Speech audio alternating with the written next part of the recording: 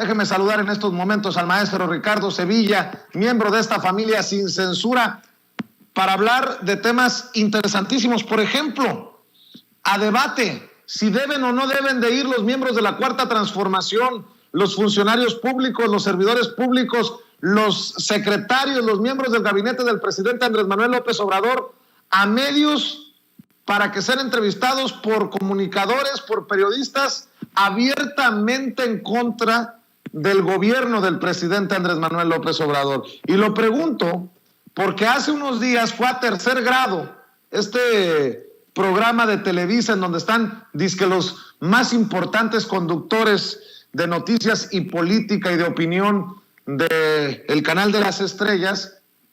Ahí se presentó Rocío Nale, la secretaria de Energía, y dio cátedra. Por eso creo que está bueno el tema, por la chinga que les puso a los conductores de Televisa, Rocío Nale, y porque podría ser una estrategia a pensarse a la hora de hablar de los temas torales en nuestro país. Querido Ricardo Sevilla, ¿cómo estás? Buenas tardes ya. Querido público, querido Vicente, estoy muy bien, muchas gracias, aquí reponiéndome de un pequeño brete de salud, pero ya estamos saliendo adelante y pues bueno, con el gran entusiasmo de estar aquí en la familia Sin Censura. Y tienes toda la razón, es una pregunta importantísima. ¿Deben o no deben ir los secretarios, los funcionarios, los directivos de diferentes secretarías e instituciones a debate estos medios corporativos? Y a mí me parece que sí deben ir y ya se estaban tardando. Claro que deben ir personajes bien sólidos, estructuradamente bien conocedores de donde están al frente, porque hay algunos funcionarios que están ahí nada más llenando el lugar, calentando la silla. Eso hay que decirlo, no hay que negarlo. Hay senadores, hay diputados que no dan el ancho, pero no es el caso de Rocío Nale, como efectivamente dices. Fue a debatir en que le llaman el diálogo circular en Telerisa, en Televisa, pues con estos personajes que, por cierto, varios de ellos son acusados enemigos de nosotros, de Sin Censura, y particularmente de un servidor, que ya ves que nos dedicaron ahí su portada y nos pusieron ahí como si fuéramos una especie de cártel. Y sí, somos un cártel de la información, cártel de revelaciones periodísticas, de investigación contra todas las estulticias que estamos haciendo. Y antes de entrar a eso, hay que entender qué es la reforma energética, querido público, porque estos personajes no solamente no han leído, desde mi punto de vista, el resumen ejecutivo que dio a conocer la Presidencia de la República, sino que no entienden absolutamente nada del tema energético ni del tema de los hidrocarburos. Y esto tiene que ver porque no conocen nada. Ya decía Federico Campbell que pobres periodistas que todo lo conocen de oídas y solamente tienen una embarradita. Y es el caso de estos sujetos: Leo Zuckerman, Denise Dresser, Genaro Lozano, Raimundo Riva Palacio, que no entienden nada de este tema. Y bueno, pues México, como muchos otros países con copiosos recursos naturales, sustenta su desarrollo en gran medida basados en la riqueza energética y no obstante, el país había estado siendo pues relegado en este tema. El sector petrolero estaba en manos de unos cuantos, ya hemos dado cuenta de ello, y enfrenta desde entonces una serie de retos que deben encararse con urgencia. Y acaso uno de los más imperiosos es la caída dramática de la producción y la apremiante necesidad de mayor inversión a nivel industrial. Eso no se puede negar. Sin embargo, desde mi punto de vista, se requiere implementar un nuevo modelo de producción en el petróleo y particularmente en el gas natural. Y la reforma energética en ese sentido es un paso ineludible y por alguna razón postergado. ¿Y cuál es esa razón? Pues bueno, las componendas que había entre ellos, los contratos sin licitación, las familias que dominaban en el sector petroquímico. Y rumbo a la modernización del sector energético en México, hay que seguir adelante, pero lo más importante, que es lo que establece el Ejecutivo, sin privatizar las empresas públicas que se dedican a la producción y al aprovechamiento de los hidrocarburos y de la electricidad. Entonces, esto fue lo que se sometió a debate en ese programa en tercer grado, que yo creo que además de no haber leído el resumen ejecutivo y además de no entender un cacahuate sobre hidrocarburos, pues perdieron de vista quién es Rocío Nale. Y Rocío Nale no es, como ellos creen, una militante de Morena, que lo es, que lo fue. La secretaria de Energía es una mujer bien formada, es una especialista en temas energéticos. Hay que recordar lo que se les olvidó a estos fantoches, que es ingeniera química, nada más ni nada menos. Estudió en Zacatecas, donde además realizó estudios, una especialización en petroquímica. Entonces, si tú tienes a Genaro Lozano ahí mordiéndose las uñas, si tienes a Sergio Sarmiento mordiéndose la lengua, si tienes a Raimundo Rivapalacio mordiendo el resentimiento frente a una especialista en estos temas, lo esperado es que trapeara el piso con ellos. Y así lo hizo. Esta mujer realizó un diplomado en ingeniería química en la UNAM, hoy a discusión. ¿Sí? La universidad está llena de corrupción y estos personajes, varios de ellos están ahí enquistados, tienen amigos, etcétera, pero esta mujer, Rocío Nale, es una secretaria con mucho conocimiento de lo que está hablando.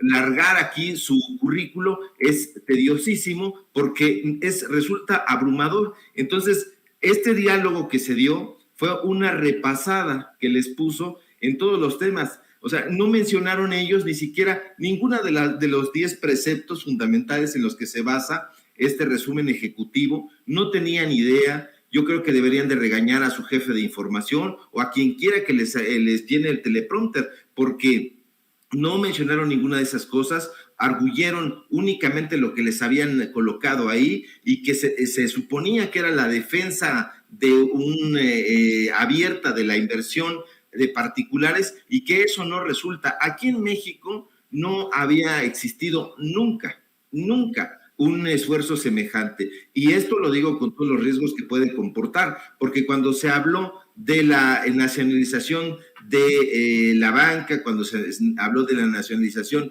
del sector petroquímico, eso no existió. Eso fue una estatización, que son cosas diferentes. Una cosa es que los bienes de la nación sean en efecto de la nación, y otra cosa es que exista una estatización, y la estatización tiene que ver con que el administrador sea el Estado. Entonces, este esfuerzo es un esfuerzo no solamente del grupo parlamentario de Morena, sino además de varios estudios. Se han realizado muchísimos estudios antes de impulsar esta reforma, que tiene todas desde mi punto de vista, todos los visos de ser una reforma muy vigorosa y que llegue a buen puerto.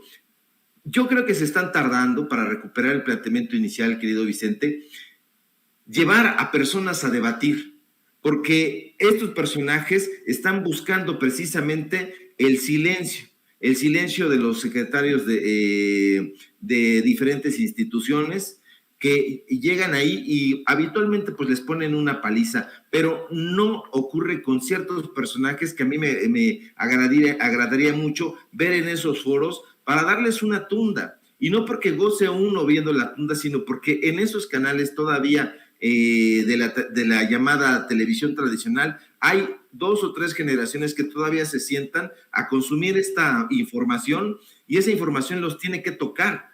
Sería la mar de interesante que los viéramos no solamente ahí, sino que los viéramos también en los programas en la mañana de Radio Fórmula de Ciro Gómez Leiva, o el de la noche en imagen, o que los viéramos también con Javier Alatorre, o que los viéramos incluso en el Canal 11, para que ahí ellos dieran cuenta de lo que está realmente ocurriendo, y que no solamente aquí en las redes sociales, en el esfuerzo que nosotros estamos haciendo, porque nosotros tocamos a una población muy grande, muy vigorosa, muy combativa, pero allá también hay otra generación, un par por lo menos, la gente ya particularmente adulta mayor que se está sumando aquí a las redes sociales, pero que todavía está consumiendo esos productos noticiosos y que son tendenciosos absolutamente. Entonces es muy importante que no sé a quién le corresponda impulsar estas participaciones, que vayan ahí y que se sienten, que dialoguen, que debatan, que hagan planteamientos muy concretos y muy concisos, porque esto va a ayudar a que se conozca todo esto. Habrá que ver también si en estos canales los están invitando a modo, es decir, a lo mejor pensaron que Rocío Nale iba a ser una presa fácil de sus estulticias, pero no ocurrió así y eso hay que celebrarlo. Pero yo creería que están invitándolos pensando en eso, en denostarlos, incluso buscar su humillación pública para desequilibrar al gobierno en esta andanada que tienen con Claudio X González, con Díez Morodo y toda esta gente para darle este golpe blando al gobierno federal y que se vaya desmoronando de cara a las elecciones de 2024 para que ellos vuelvan al poder. Entonces a mí me parece la mar de beneficioso que vayan. Han pasado 3 años y hemos visto pocas participaciones en la televisión abierta, en la televisión corporativa, y sería muy benéfico para la gente que escucháramos estos posicionamientos. Entonces yo estoy completamente de acuerdo en su participación y que también participen en estos canales, querido Vicente, porque estos canales no son desdeñables en absoluto, al contrario, van increciendo y eso ya lo vimos con toda la atención que nos están poniendo, portadas que nos dedican, columnas que nos dedican, campañas de bots que tratan de demoler nuestra credibilidad. El golpe que le dan a Sin Censura una y otra vez tratando de echar abajo sus canales, eso habla de una gran preocupación y es una preocupación en conjunto que está pagada con muchísimo dinero de esos medios de comunicación corporativos. Bueno, hay de medios a medios y muchos más tendenciosos que otros. Mira, voy a hacer referencia a esto para que me des tu opinión porque hay una clara intención de dañar con esto que publica Latinus. Dice, a 3 años de que Andrés Manuel López Obrador prometió estrenar Santa Lucía, aumentan costos, viabilidad está en duda y las aerolíneas se resisten. El 29 de octubre de 2018, cuando aún era candidato electo a la presidencia de la República, Andrés Manuel López Obrador anunciaba con fanfarrias que luego de una consulta ciudadana se había decidido construir el aeropuerto de Santa Lucía y se cancelaba la obra del nuevo aeropuerto internacional de la Ciudad de México. En 3 años hizo el compromiso, estarían listos 3 aeropuertos funcionando en el Valle de México con sus vías de interconexión y un tren suburbano. Hoy se cumple la fecha, dicen en Latinus. Hoy sería el día en el que estarían funcionando las 2 nuevas pistas de la base aérea de Santa Lucía, ahora rebautizada como el Aeropuerto Internacional Felipe Ángeles, y las carencias se acumulan. Me parece pues de muy mala leche, porque esto no solamente es una nota para leer por encimita. Aquí se tendría que analizar la guerra legal, los amparos, todo lo que ha de alguna manera interferido en el proyecto de Santa Lucía y en la cancelación total, final, definitiva del aeropuerto en Texcoco. Esta es un claro ejemplo de cómo se tergiversa la información para confundir a la gente en momentos en que un día dice Volaris, vamos a despegar desde Santa Lucía, al otro día dice Viva Aerobús. Pues yo no veo que las aerolíneas se estén resistiendo y yo no veo cómo se haya fallado en esta promesa del presidente Andrés Manuel López Obrador, entendiendo lo que se vino después de aquella consulta, mi querido Ricardo Sevilla. Así es, Vicente, no hay tal, es como tú bien dices, una tergiversación de la información, porque en todo esto tiene que ver ese entramado precisamente, que tiene que ver con los amparos, que tiene que ver con toda esta corrupción que hay en los jueces, todo este amiguismo, todo este compadrazgo, todo lo que se están otorgando unos y a otros en ese deseo de continuar con sus privilegios. Ya vimos hoy, por ejemplo, en la mañanera que el presidente, a pesar de la cercanía, quizá amistad que tiene con Carlos Slim, no está dispuesto a guardarse su nombre, y hoy dijo incluso que junto con el actual dueño de Banamex, es...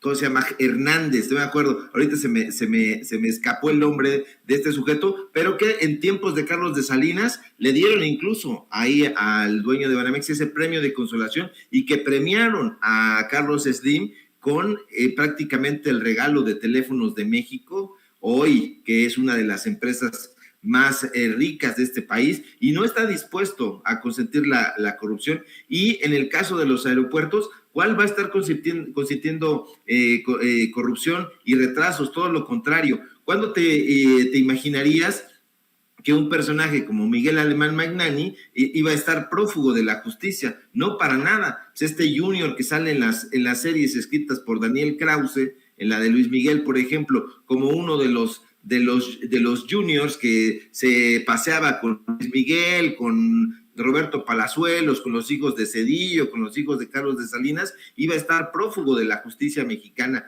No, ni en sueños. Al contrario, a mí me parece que hay una determinación del gobierno federal de estar auditando puntualmente lo que están haciendo las aerolíneas. Tal es el caso de Interjet, no ha pagado, no ha querido pagar, se ha hecho de la vista gorda, y pues bueno, ahí están las consecuencias. Entonces, esto que dicen es una información sumamente tendenciosa y que intenta tergiversar todos los datos para que la gente tenga una opinión contraria a lo que se está realizando. Y la opinión que yo tengo en particular es que este aeropuerto pues es uno de los mayores aciertos de este gobierno, porque atraerá mayor inversión a ese sector para impulsar el desarrollo del país y no el desarrollo de esta élite. A mí me parece que contar con un mayor abasto en temas de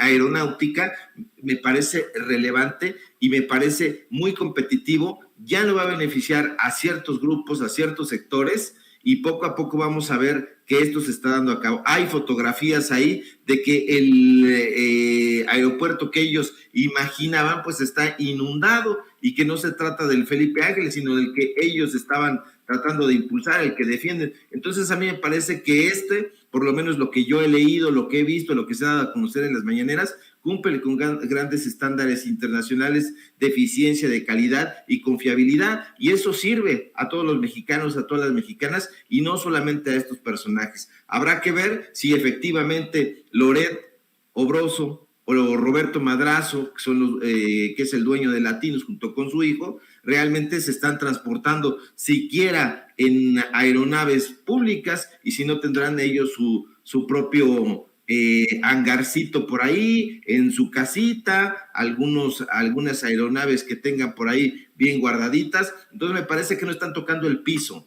Yo creo que esto que están diciendo es la desesperación, pues porque ven todo su rating hacia abajo y están tratando de llamar la atención con esta clase de informaciones burdas.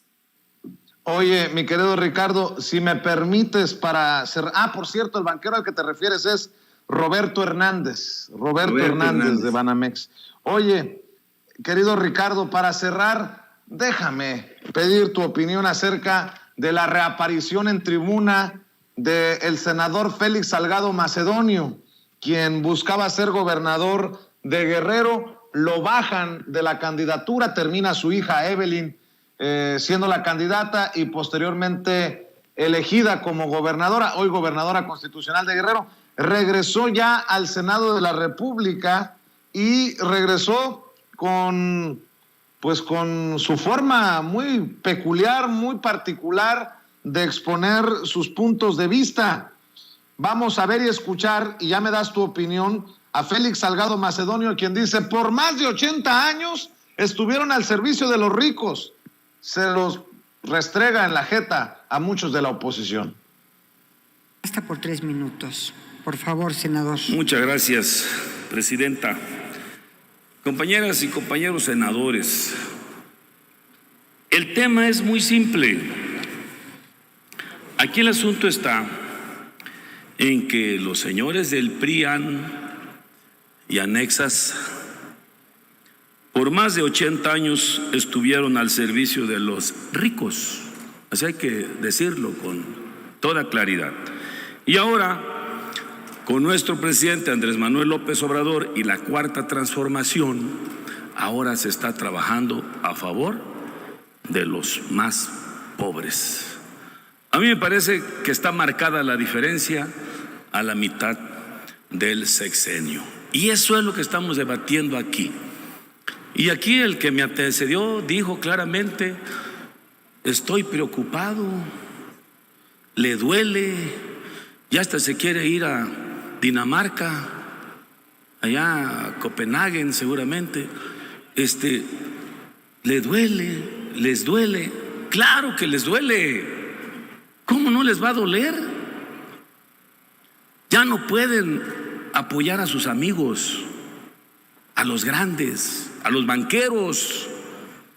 Ya no se acuerdan, tienen amnesia. ¿No se acuerdan del FOBAPROA? ¿Sí se acuerdan del FOBAPROA? Nomás tantito les voy a refrescar la memoria del FOBAPROA.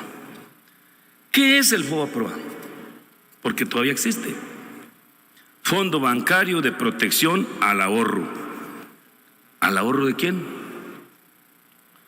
Fue un enorme fraude donde los dueños de los bancos, aseguradoras, fondos de inversión quebraron. Y como quebraron, había que rescatarlos. Ese es el rescate bancario. Así se llamó. ¿Y quién los rescató? El gobierno.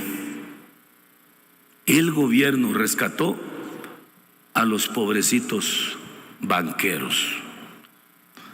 Ernesto Zedillo, en ese entonces presidente, que viene del PRI, en pleno apogeo neoliberal, endeudó al pueblo mexicano con una cantidad calculada a pagar hasta el año 2070. Ya se ha pagado más en intereses que el monto total de la deuda, que es de 1.8 billones de pesos. Los mexicanos lo seguimos pagando. ¿Y dónde se aprobó ese FOBAPROA? Aquí en el Congreso. Ustedes, los del PRIAN, lo aprobaron. Y ese pago anual por concepto de esta deuda es de 43,000 millones de pesos. Cifra actualizada al 2020 por el Instituto para la Protección del Ahorro Bancario, IPAP, el cual heredó la deuda en 1999. Es nomás por recordarles algo, el FOBAPROA, que fue avalado aquí, lo aprobaron. Imagínense, inmensa deuda que el pueblo de México todavía sigue pagando. ¿Y qué me dicen del error de diciembre? El error de diciembre en 1994, acuñado por Carlos Salinas de Gortari. Y en 1998, Zedillo propuso que el FOBAPROA se convirtiera en deuda pública, lo cual fue aprobado por este Senado y la Cámara de Diputados y se instauró el IPAP. Todo lo que ustedes hicieron, una felonía, una ratería. Tiene 3 minutos nada más, senador. El rescate carretero en 1997 que costó 165,000 millones de pesos. Y Fox, el del PAN, aliado con algunos de otros partidos, entregó 27 grandes ingenios. Dios los hace y ellos se juntan. Dime con quién andas y te diré quién eres. Viva Andrés Manuel López Obrador, viva la Cuarta Transformación y viva Morena, que le está dando resultados al pueblo de México. Presidenta, retiro mi propuesta para que no se someta a votación. Muchas gracias por su Gracias. Pues ahí está la participación de Félix Salgado Macedonio, Ricardo, y creo que va de la mano de lo que mucho hemos dicho aquí una y otra vez en Sin Censura, en tus exposiciones, en tu análisis. No tienen autoridad moral, porque esos que ya gobernaron nos dejaron híjole, pues sí, lo voy a decir, un mierdero. Y sabe de lo que habla, a pesar de que para muchas personas Salgado Macedonio es una persona incómoda, goza de una gran popularidad en Guerrero, y eso se ha visto en las marchas de apoyo, en las manifestaciones, y es uno de los personajes, no por nada, más investigados, más considerados por la oposición, porque saben de este arrastre que tiene. Hay que recordar, porque siempre le están adjudicando, bueno, pues es que tú vienes del PRI, pero él estuvo un poco tiempo en el PRI, en realidad. Él sale del PRI en el 87 y se va, porque formó parte de eso que fue la gran salida de los priistas, que estuvo incluso ahí el propio Cuauhtémoc Cárdenas, López Obrador, que fue la corriente democrática del PRI. Entonces sale de ahí, se van en el caso de él se va al PAN, se va al PSD, en fin, y se va de ahí porque hace públicas las pruebas de actos fraudulentos que hay en ese partido, y por eso dice que son unos rateros, y es que lo son. Y como todo va junto con pegado, pues bueno, está hablando del Fobaproa. ¿Y quién está en el Fobaproa? Carlos Cabal Peniche. Y Carlos Cabal Peniche reapareció hace un par de años, 2 años y medio aproximadamente, para apoyar de esto que hablábamos a la familia Alemán Magnani, que es la familia que estuvo a cargo de Interjet. Y hay que recordar quién fue este señor, Carlos Cabal Peniche, el cual está Félix Salgado, sin mencionarlo, hablando, porque este personaje que estuvo al frente del Fobaproa fue uno de los grandes fichajes de Carlos Salinas de Gortari, y ganó notoriedad y fama, que lo encumbraron, incluso lo tenían como un visionario, como un banquero inversionista de la nueva clase gobernante, que era justamente el neoliberalismo. Y esta élite empresarial